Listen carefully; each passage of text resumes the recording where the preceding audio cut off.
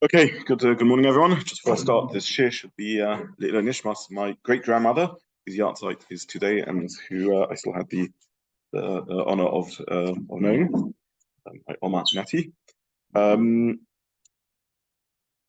We spoke in the last shir about we began trying to understand Reb Nechemia's view that a kli can only be used LeTsorech tashmish hamiyuchad, whatever that meant. And we asked whether Nechemia's view is built on a chumrah in Muktza. Is it that he sees that that the allowance of Muktza is only for the tashmish hamiyuchad? So just to explain what that means, we've learned the whole perek that Muktza, even though we refer to things as either being Muktza or not being Muktza, in fact, we need more subtle language in which we understand things are muchen for certain uses and not muchen for other uses. And whilst the majority opinion is that any keli is muchen for any possible use, and therefore, even though it's a kli shemachtel is and its primary use is for something forbidden, like a hammer to knock nails in, nonetheless, it's omeid and muchen if you can find a mutter use for it, like cracking a coconut. And Nechemia argues, and he says, no, a kli is only muchen for sufficiently prepared for the tashmish hamiyuchad law, and therefore for any other use, it's not muchen. And then a machlokas was showing him about how we define how narrow is this definition of miyuchad. That's one way of understanding Reb Nechemia. The other way of understanding Reb Nechemia is that really he's not coming from a hilchos Muktza perspective, but he's coming from the previous sugya, which is Gezeras Nechemia, not Reb Nechemia, but Gezeras Nechemia. In the time, the Gemara brings a tradition that in the time of Nechemia, nothing to do with whether keli is muchon or not muchon, whether keli is prepared or not prepared, but Nechemia just generally wanted to restrict the use of kelim. Kelim is one way that we exert mastery over the world, and therefore all kelim are inexorably linked to melachos, and therefore if we want Shabbos to be a day of stepping back from mastery of the world, Nechemia created a gezerah against any unnecessary use of kelim, and gradually that gezerah was unraveled for various reasons. And the alternative model of Reb Nechemia is that the reason behind Reb Nechemia is not because of Muktza. If it was Muktza, he says, he would agree that a keli is muchan for any use, but it's because of Gezeras Nechemia. He believes this is a hangover legacy of the Gezerah of Nechemia. We saw when we learned the sugya significant machlokus about whether the Gezerah of Nechemia was completely unraveled, and therefore it's just a matter of historic interest and theoretical Gemara learning that has no impact on practical halacha, or whether there's still some hangover of Nechemia even to modern day halacha. And maybe Reb Nechemia is of the view that Gezeras Nechemia was not completely unraveled, and therefore any use of keli not for the purpose for which it was absolutely designated falls foul of the Gezerah of Nechemia, not because it's not muchan for it, but just because we want to restrict use of kelim on Shabbos. That was the chakira, the investigation, the two possible ways of looking at things that we mentioned last week. And I'll go in a second. I said a nafkamina between the two. One nafkamina is what's prohibited only moving or also using. And I said that Muktza includes a prohibition of using, not just moving. That was one distinction. And in Shiur, there was a generated a little bit of discussion, which is off topic. But I posted on the WhatsApp groups sort of photocopy of Shemir Shabbos L'Chosa, where he elaborates with great range of sources around this. But basically, we all know, and this is correctly, that the Issa of Muktza is not Negia, is not touching. But equally, the Issa of Muktza is not just moving or holding or taking, but it's also using even when it doesn't involve taking. So there would be parameters of whether one can sit on Muktza, for example. So you're using the Muktza even though you're not moving it at all. And that's one possible distinction between these two halachas. The second possible distinction is, would the gezerah of Reb Nechemia, make sense in non-kelim scenario? So if the reason for Nechemia is around Muktza, non-hachana, so perhaps in the same way as he says a keli can only be used for its primary purpose, but not for any secondary purposes, maybe also food can only be used for its primary purpose and not for secondary purpose. For example, in Yom Tov, can you light a fire with food? If you're running out of fuel, can you take a loaf of bread and burn it in the fire? Whereas if the reason for Nechemia is that's if the reason for Nechemia is in Hilchas Muktza, preparedness. If the reason for Reb Nechemia is about Gezeras Kelim, a restriction on the use of utensils on Shabbos, then clearly that would only apply to kalim, but not to food items. And again, I want to emphasize this discussion brings a sort of knowledge of the whole of Masechet Shabbat, which is beyond my ability, unfortunately. But this is based on various achronim and who discuss these points. So just a separate shame on Adam, sorry. My question was, if Rabbi Nechemia is coming from Gezei with Nechemia, even Gezei with Nechemia allowed the moving of certain objects. So we're going to come on to the Ka'ara, but I've got a question in terms of why wouldn't Nechemia allow anyway, Rabbi Nechemia allow moving of Ka'ara of certain objects which were never included in the Gezei with Nechemia? Okay, so we are about to discuss that. We'll come to Ka'ara literally now. All I will say is that if in the previous sugya we saw that the parameters of how strict was Nechemia's original gezerah was machlokas. The idea that a Ka'ara, a bowl, is excluded from the gezerah of Nechemia was not obvious in the sugya. Tosfos said it. The view of the Rambam, for example, is that even a kli melachot heta, an amazing chiddush with a chumrah of which almost all of us are unaware, and Avnei Nezer already says this, only the lamdonim are aware of this halacha. It's like almost a forgotten halacha. And Avnei Nezer therefore says it must be that there's room to be lenient. But the simplest reading of the Rambam is that a kli melachot heta, a bowl, can't be moved for no reason on Shabbos. Amazing. You can move it for use. You can move it for even its non-primary purpose. You can use it as a paperweight. You can move it to stop it getting damaged. But if none of those reasons apply, don't move it. That's how the Rambam's Shabbos looked like. That's how the Rambam paskins in Mishnah Torah. Whether that has actual ramification for us who follow the Shulchan Aruch in our Halacha, not the Rambam in practice, find a matter of debate, and we saw that Avnei Nezer and the Aruch Shulchan are lenient. The Mishnah Berurah seems to have been inclined to stringency, amazing. But the exact parameters of how far Nechemia goes is not clear. But the argument being put forward is that Rebbe Nechemia thought that Gezeres Nechemia included and continues to include even la halacha in this understanding of Rebbe Nechemia, using any keli for its non-designated purpose. In other words, we unraveled Nechemia to say you can use kelim for what they're needed for, otherwise you can't go. But to begin using keli for something that's not designed to be used for, don't use it. That was one of the specific things Tosfos mentions as being in. Okay, so we'll talk about Korah now. I will come to Korah now, but I'm just saying nothing. That there were certain things that even Rabbi Nechemia, even Nechemia, or even if you're going to say Rabbi Nechemia goes by Nehemiah's world, even he would allow the movement of certain things. That's the only point I want to say. So let's lay that out in a moment or two.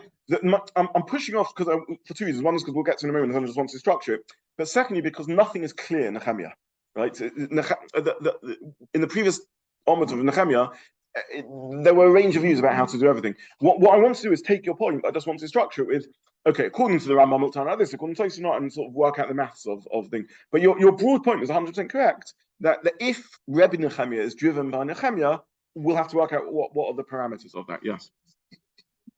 What we just care about is the reason why we made it split, which was not like right. Yes. Was moving something in Torah Klam. Yes. Really seems the exact opposite of that, because that's about fiddling with something. And if it's about doing something that's like work or not Shabbos day, surely that would be when there is some kind of a purpose to it, not just LeTsorech Klam.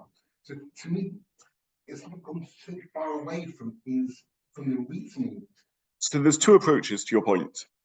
Approach number one is to say that moving a keli needlessly is very far from malacha. Nonetheless, Nechemia said it's forbidden because as much as we can avoid any interaction with kelim, that's a positive benefit, because ultimately all kelim are utensils of work. That's one way of looking at it. The alternative way of looking at it is really exactly your point.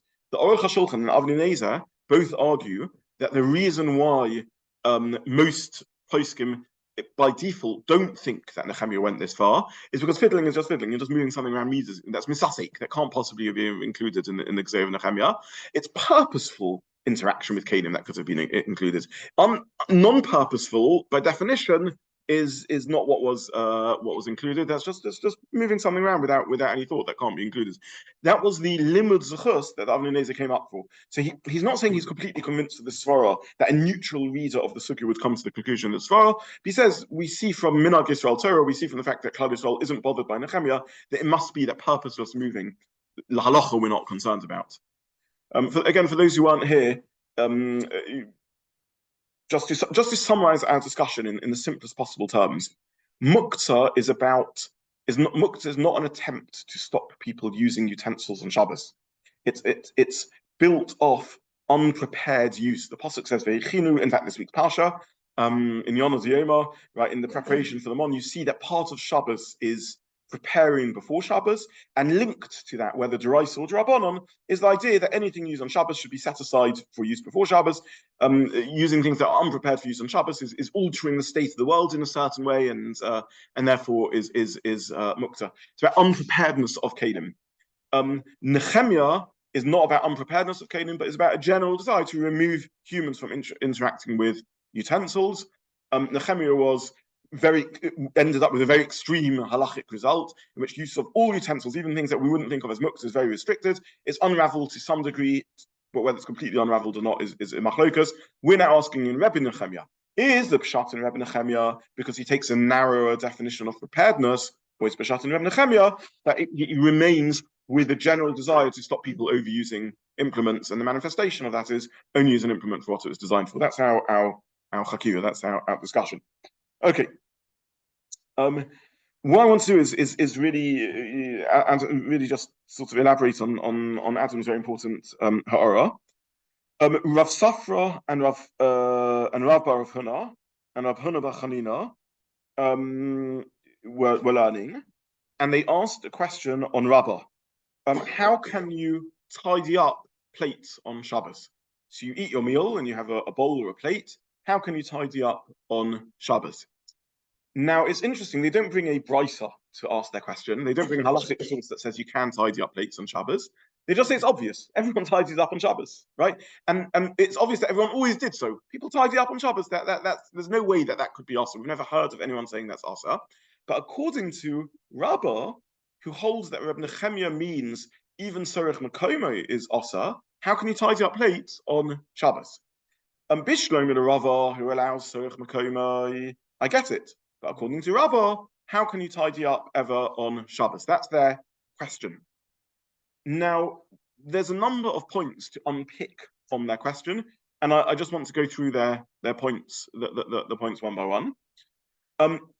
First of all, if we take their question on face value again, they're not bringing a halachic source. They're stating it's obvious that nowadays, in their era, and in all times in Jewish history, Jews used to tidy up their plates from the table on Shabbos. It can't be that this was ever asa. That's something we've never heard of. And therefore, that's enough of a force of a question on Rabbah to ask, how can you possibly interpret Reb Nechemia that way? In other words, la halacha, we maybe don't pass like Reb Nechemia, but we've never heard of a Yiddishkeit in which people can't tidy up the plates on Shabbos. That's too far. The answer of the Gemara is that's because there's a unique exemption of moving even Muktza items which are disgusting on Shabbos. That's Graf Shalei. We'll get to the answer of the Gemara later. Okay, there's a number of things to unpick in this.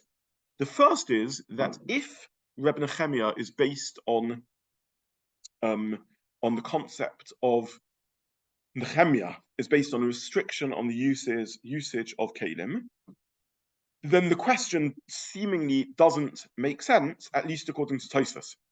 Because, and this was really Adam's correct point, that Tosfos on the previous stuff, Tosfos Diva Maschil Muktza, says that Nechemia never meant to. The Gemara says there were certain exceptions to Nechemia at the Gemara on the top of Kuf Chaf Gimel Amud Beis, and immediately after the Mishnah Kuf Chaf Gimel Amud Beis, and Tosfos says that these exceptions include any kain which are kli kibble for food. any keli which is there to contain food was never included in the gezerah of Nechemia. You can't have a gezerah which stops you using kelim which are used for ladling food or holding foods, plates and the like. That can't possibly be the case. So Tosfos says that these kelim were never included in the gezerah of Nechemia. The Rambam doesn't mention such as a distinction. He seems to say that even the halacha, where a lot of Nechemia is unraveled, nonetheless you shouldn't move even bowls and spoons for no reason whatsoever. Okay, but Tosfos says you can. So the first ha'ara to make is that seemingly, according to Tosfos, there's no way that the reason for Nechemia can be Reb Nechemia can be because of Nechemia.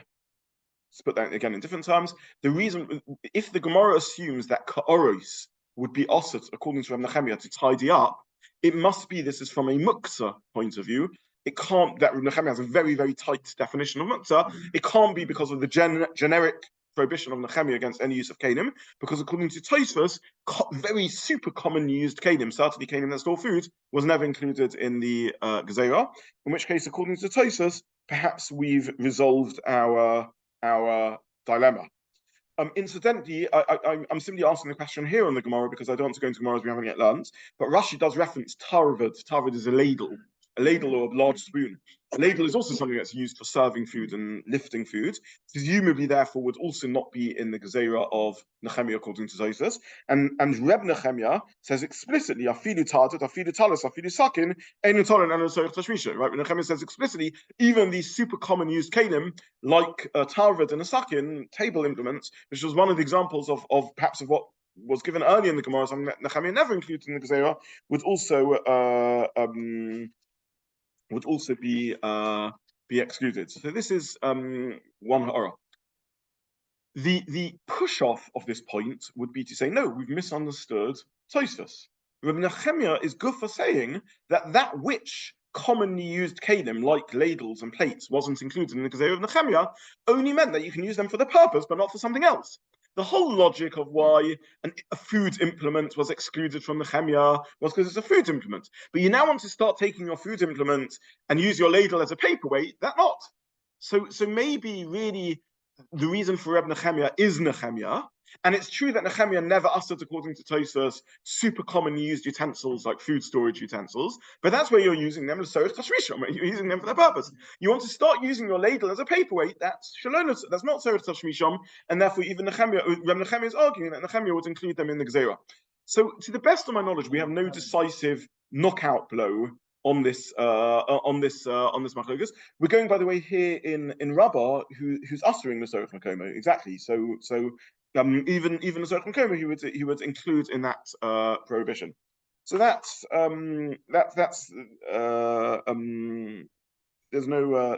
no, as far as I'm aware, there's no complete knockout blow.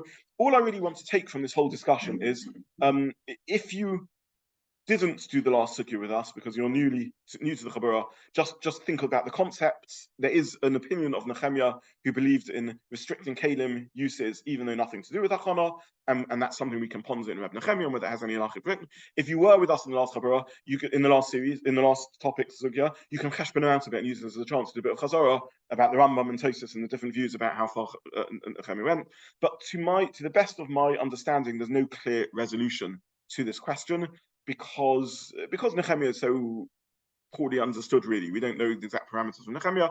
Tosfos says Nechemia doesn't apply to ka'oros, in which case, how can the Gemara talk about ka'oros over here? On the other hand, you could answer, even Tosfos agrees that Nechemia thinks it does apply to ka'oros when it's not for the Zerah Rishon, so we don't really have a clear answer. The Mahashar asks on the Gemara a very related question, which is really what triggered me thinking about all of this. The Mahashar says, the Gemara asks a question on Rabbah. How can you tidy up? How can anyone tidy up plates on Shabbos? We've never heard of that being asa. The Gemara doesn't say, well, maybe Nechemia was told it is asa, because that's crazy. We've never heard of any Jews not tidying up plates on Shabbos. If that's your argument, then you can ask even on Rabbah the same question, which is, if once upon a time there was a gezerah of Nechemia, in Nechemia's religion and when Nechemia's worldview and in the time in Jewish history when Nechemia existed, could people tidy the plates up after their meal on Shabbos? Well, if we think Jews always did that, that's a halacha gone too far. That would be crazy to say people didn't tidy up. How would you answer how people tidied up the plates on Shabbos?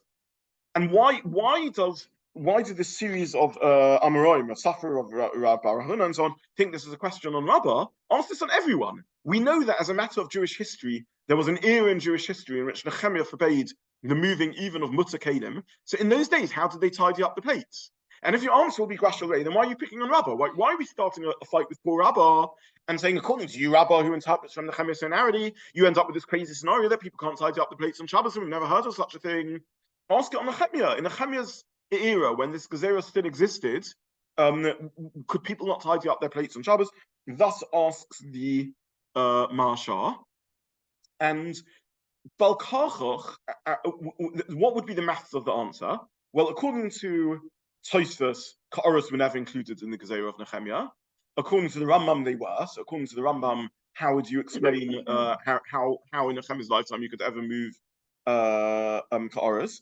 And you have to get to some answer that there were exceptions. Nechemia is tightening the Gezerah of Nechemia, and even Nechemia would have some exceptions. So the Mashal is drawing our attention to the fact that this sukh is talking about Ka'oros. According to Tosfos, the Gezerah of Nechemia never applied to Ka'oros. According to the Rambam, it did.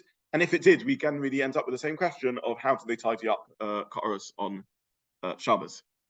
Have we come to a reasonably clear summary, even though there's much that's unclear of where we're up to the sugya, or is this confusing and overwhelming? Is this a reasonable point to sort of draw a line under this part of the discussion, or that last bit? Yes. Why? I don't understand Marshal's kasha as to how why could this be a kasha on Rava? Because Rabbi Nechemia said it's mutter to do it from Kova. Therefore, that's why I thought the kasha was more on Rava because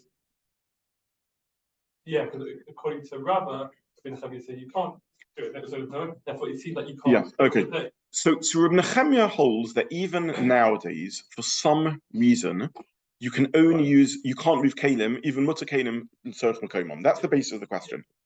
What's his reason? Either because of Nechemia or because of Muktza. Okay.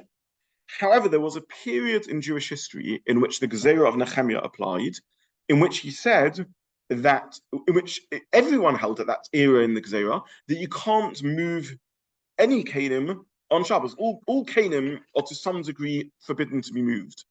In that era in Jewish history, how did people tidy their table?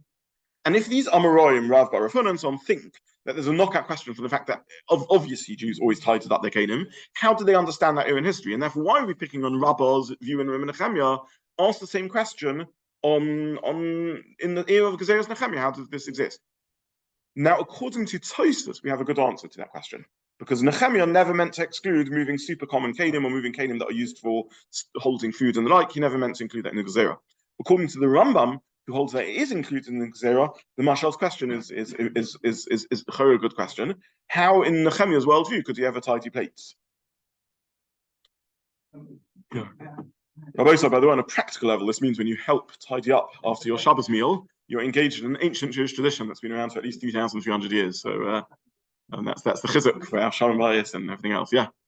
You explained previously about the three options of Rashi, Rabbi Nitalin, and the Rashba. Yes. The Muktza. Are those three applicable to Nechemia in respect of the two items that Rabbi Yossi mentioned? Okay, so we discussed a very important point. We discussed three views as to how narrow or broad. Nechemia is certainly narrowing the allowance of moving kalim, and he says they can only be moved for l'shos tachmishim for their primary purpose. How narrow is that primary purpose? One way of understanding that distinction is a distinction in hachana, and with Nechemia's view, how broadly are kalim muchan. The other way of understanding it is, in Nechemia's view, how much is left over from Nechemia's Gezerah? How restrictive are the remains of Nechemia's Gezerah? Is Nechemia's Gezerah, either way he restricts Nechemia's Gezerah, he says there's quite a lot left over, but you can't move kalim unless it's for their primary purpose. How much of a primary purpose, how much restrictive is that left? So you can learn that three-way argument about how narrow or broad Nechemia is, either as a Svar in Achana or as a Svar in Nechemia. Yeah. On those two items. Yes. Yeah. That's right. Yeah. Thank you. Okay, so just to summarize, Rabbi Nechemia is a machmir here. He's restricting use of kalim to only the purpose of the kalim. In the last couple of shiurim, we saw 3-way machlokas showing him how narrow is the purpose of kalim. Okay, that's one question. We're now looking conceptually what's the basis of Nechemia.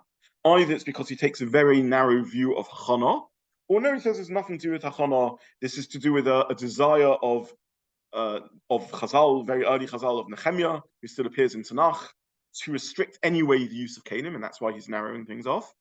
There is not, to the best of my knowledge, a knockout blow to prove either model, and therefore we're left with 2 models of Reb Nechemia.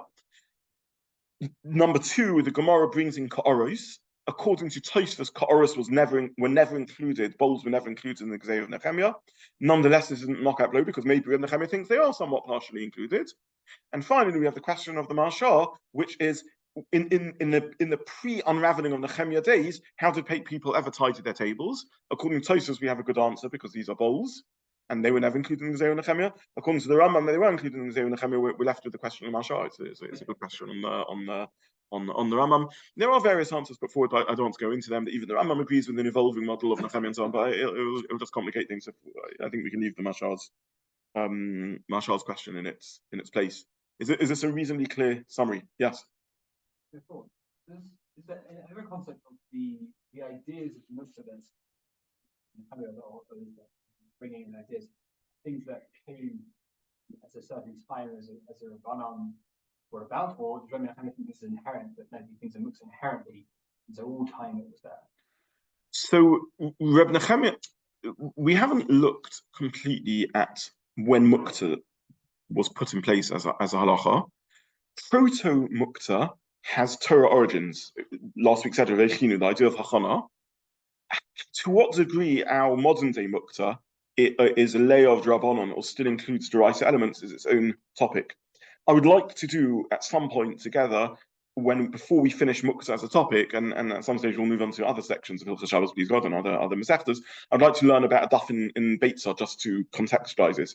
But either way, the full development of Muktza certainly is Drabanon, that's no doubt. And Nechemia is arguing this was included in the Drabanon of Muktza.